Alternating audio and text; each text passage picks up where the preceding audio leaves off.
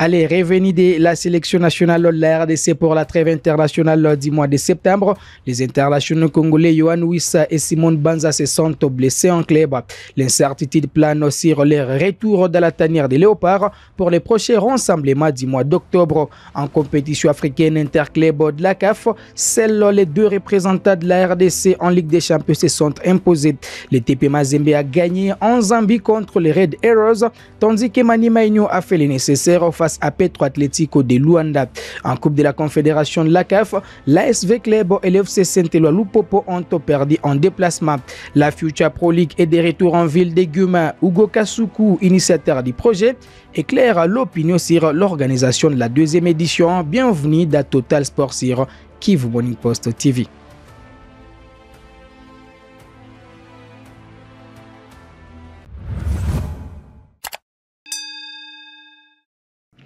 Allez, ouvrons cette production sur la situation des internationaux congolais revenus de la trêve internationale du mois de septembre avec les Léopards de la RDC.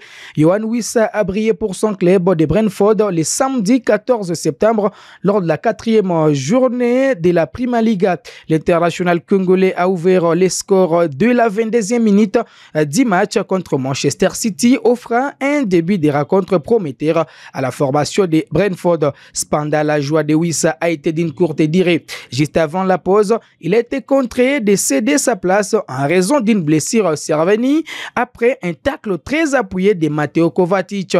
Les premiers examens n'ont pas encore révélé l'ampleur exacte de la blessure et les disponibilités du joueur restent incertaines. En attendant de connaître la durée de son absence, les supporters de Brentford ainsi que ceux de l'équipe nationale de la RDC suivent de près l'évolution de son état de santé.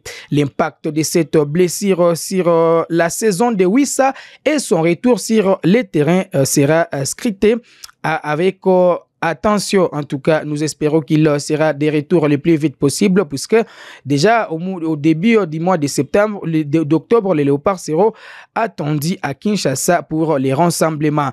Un coup d'œil également pour l'attaquant congolais Simone Banza pour sa première titularisation. Simone Banza a vécu une soirée difficile lors du match entre Trabzonspor et Beşiktaş dimanche 15 septembre 2024. Transféré récemment du Sporting Praga, l'international congolais a été contraint de quitter le terrain à la 80e minute en raison d'une blessure à la cuisse. Revenu de la sélection nationale de la RDC après la trêve internationale du mois de septembre, Banza, qui a joué 80 minutes de cette rencontre intense, a montré une activité notable malgré cette sortie sur blessure. Cependant, son impact n'a pas suffi pour faire la différence contre la formation de Beşiktaş où son compatriote Arthur Massakou était également titulaire. Les matchs s'est terminé sur un score nul d'un partout, sans vainqueur ni vaincu. Cette blessure survient à un moment où Trabzonspor aurait bénéficié d'une performance pleine de Banza pour décrocher une victoire importante à domicile. L'équipe et les supporters attendent maintenant des nouvelles sur la gravité de la blessure du Léopard et son temps de récupération. On espère également qu'il sera de retour le plus vite possible, de peur de ne pas les voir également à Kinshasa pour les rassemblements du mois d'octobre, cadré avec la 3e et la 4e journée des éliminatoires de la Coupe d'Afrique des Nations Maroc 2026 où les Léopards recevront les Taifa Stars de la Tanzanie le 7 octobre avant de se déplacer à Dar es Salaam le 15 du même mois. Parlons des interclubs de la CAF pour enchaîner. 4 représentants de la RDC étaient sur le terrain. Les 2 représentants de la RDC engagés dans la Ligue des Champions ont bien débuté leur parcours en 16e de finale de la Ligue des Champions, cette prestigieuse compétition continentale des clubs. En déplacement au Levi Mwanawasa Stadium, le TP Mazembe s'est imposé 2 buts à brosse face aux Red Arrows de la Zambie. Les Congolais Oscar Kabouita, comme vous pouvez le constater sur ces images, a ouvert les scores d'un magnifique but avant d'être imité par son compatriote Mercé Ngimbi, l'ancien joueur de Mani Maïno. Ces 2 joueurs ont inscrit les buts qui permettent au Corbeau de rentrer avec une victoire à une semaine du match retour prévu au stade Tout-Puissant Mazembe. Cette rencontre a marqué les retrouvailles entre les TP Mazembe et certains Congolais évoluant au sein du championnat zambien. Et après ces matchs, le président du Tout-Puissant Mazembe a évoqué que ça fait 4 ans que Mazembe ne bénéficie pas du soutien du gouvernement congolais. On va suivre Moïse Katumbi. C'est une bonne victoire pour le pays, mais nous rentrons chez nous. Pour moi, ce n'est pas une victoire. Nous devons nous battre. Je voudrais remercier la population congolaise qui nous a soutenus dans la prière. Mais ce qui est très grave, je crois que le Katanga n'appartient plus au Congo ou quoi? Parce que la seule équipe à qui le gouvernement ne donne plus un rond, c'est le Tout-Puissant Mazembe. Ça fait 4 ans. C'est une équipe du pays et c'est dans le budget. Et c'est un droit qu'on puisse nous dire. Parce que là, on parle de tribalisme, on doit se poser la question, qui sont des tribalistes?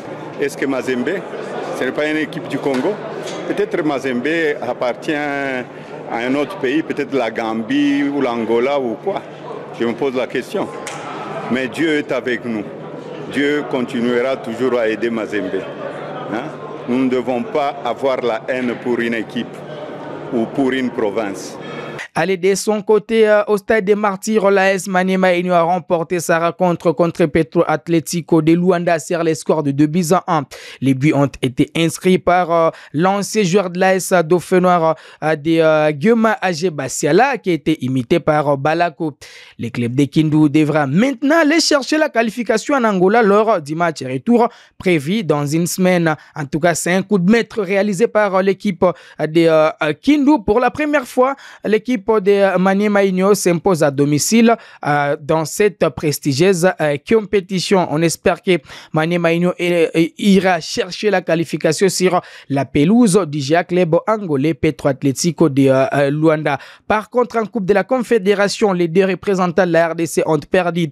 L'FC Saint-Eloi Lupopo, deuxième club congolais engagé en Coupe de la Confédération, a connu un début difficile de la phase des 16e de finale. Lors du match aller disputé dimanche 15 septembre 2024, les Corbeaux plutôt les Cheminots se sont inclinés face à Bravo Sodoma qui sur les scores de 1-0. En tout cas, ça a été un but marqué dans les derniers instants qui a puni l'équipe du FC Saint-Eloi Lupopo qui était à des doigts d'arracher un match nul de 0-0 en déplacement. Donc, Maniema, plutôt Lupopo devra chercher la qualification à domicile. Après ces matchs qui s'est joué en Angola, où les Congolais ont laissé leur peau sur la pelouse des Bravos Sodomaki. Aussi, on va parler d'une autre équipe.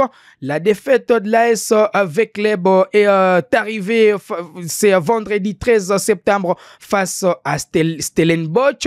Et puis l'équipe de l'AS Vecleb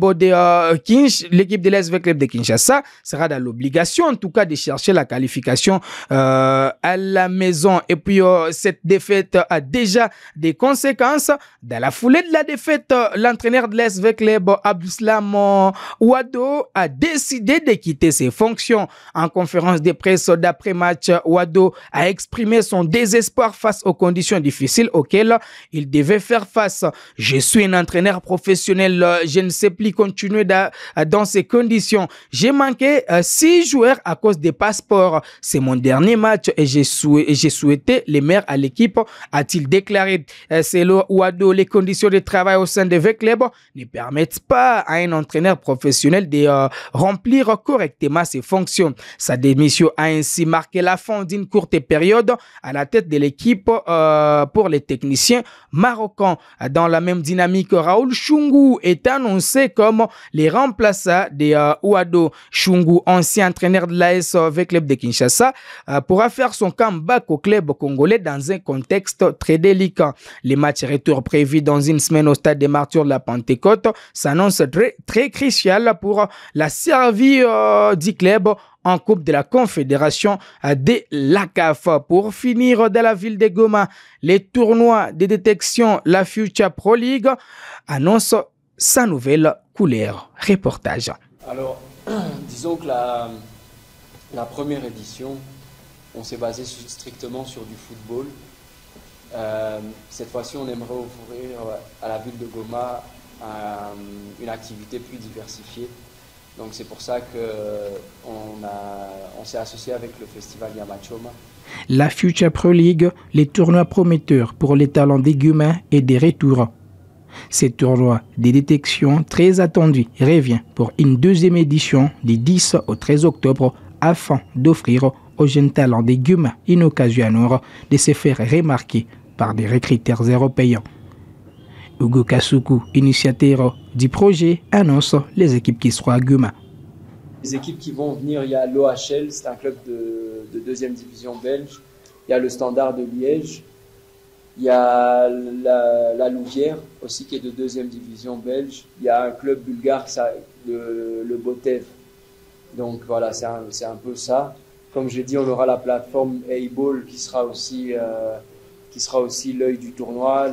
Sur la plateforme A-Ball, comme je dis, à tous les plus grands clubs du monde, je vous invite à aller regarder leur page Instagram, etc. Vous allez voir qu'ils ont des partenariats avec les plus grands clubs du monde. Et les plus grands clubs du monde, en fait, regardent ce genre de compétition en direct pour pouvoir identifier les joueurs, ou soit tout simplement ils cliquent sur la compétition et on leur propose tout le choix des meilleurs joueurs qui ont les meilleures statistiques du tournoi. Donc, je pense qu'aujourd'hui, la Future Pro League est vraiment ouverte sur le monde.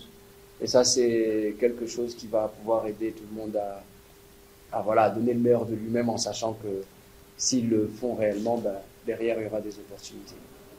Après cette première édition marquée par l'ascension du jeune défenseur Christy Vilisukisa, élu meilleur joueur, et la victoire d'IFC Gueule sur le DC Virunga, l'événement de cette édition s'annonce encore plus palpitant.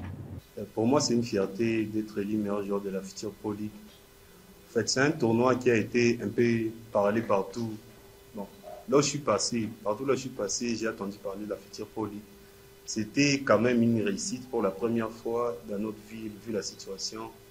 Bon, pour moi, ça va être vraiment une fierté parce que ça m'a encore aidé à rencontrer d'autres personnes qui peuvent m'aider dans le monde du football, surtout chez les hauts niveaux. Pour cette édition, le casting des clubs européens présents a été soigneusement sélectionné. Contrairement à l'année finissante où des recruteurs des clubs prestigieux tels que Monaco et Hertha Berlin avaient participé, cette édition, l'accent a été mis sur les clubs qui pourraient avoir un intérêt particulier pour les talents de la région. D'autres recruteurs auront également la possibilité de suivre les matchs en distanciel. Le tirage au sort a eu lieu le 14 septembre au bureau de la Ligue de football du Nord Kivu. Le groupe A sera composé du tenant du titre, l'FC Gol, qui affrontera l'FC Niragongo et l'FC Horizon, venus du Sud Kivu. Il reste encore une place à pourvoir dans ces groupes. Le groupe B mettra aux prises les DC Virunga, finalistes et malheureux de la première édition, avec l'FC Mwangaza, l'FC Flèche Noire du Sud Kivu, ainsi que l'FC Maendelo Gralaco.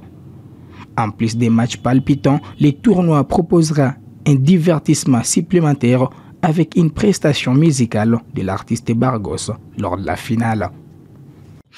Allez, voilà qui met un terme à cette production sportive sur Kivu Morning Post TV. On se fixe rendez-vous les mercredis. Ça sera avec un plaisir renouvelé.